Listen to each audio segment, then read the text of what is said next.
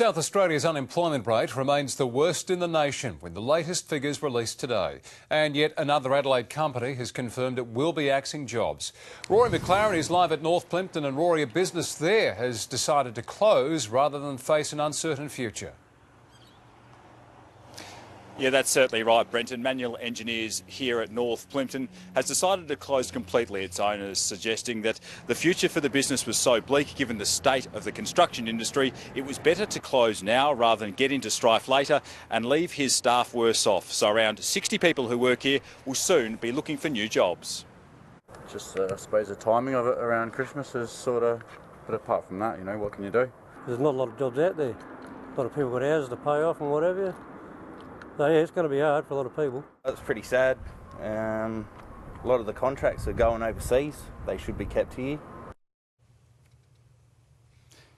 And those workers are certainly not alone. Figures released today put South Australia's unemployment rate at a nation-leading 7.7% for September, only marginally better than the number for August. Now, of course, these are all problems for the Premier and his Cabinet to try and grapple with while they face continued scrutiny over the controversial Gillman land deal. That, of course, was a deal that the Premier and his government say was all about job creation.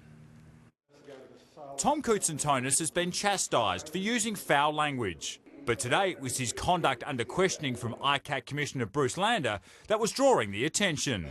In his report on the controversial Gillman government land sale, Mr Lander found the Treasurer was not inclined to answer direct questions directly, noting witnesses who do not answer questions directly do not assist. Why didn't he answer the questions directly? Why was he an unreliable witness? I did my very best to give evidence to him, and I took an oath while I gave that evidence. The deal, which resulted in government land being sold to a private consortium without public tender or a proper valuation, found by ICAC to be blighted by maladministration. Even the current head of the agency responsible has criticised it. Renewal SA's CEO John Hanlon questioning why parts of the land were tied up for 10 years, describing the deal to Mr Lander as extraordinary and that there is no benefit to the state. His evidence to the Commissioner is quite clearly that it wasn't a good deal for the people of South Australia. Despite the continued outcry, the Premier is standing by the deal and the concept of unsolicited bids which led to it. We have to take some risks if we're actually going to get the sort of job growth that we need to meet the challenges we face in South Australia. Some of these things will come off, some of them won't. Rory McLaren, 9 News.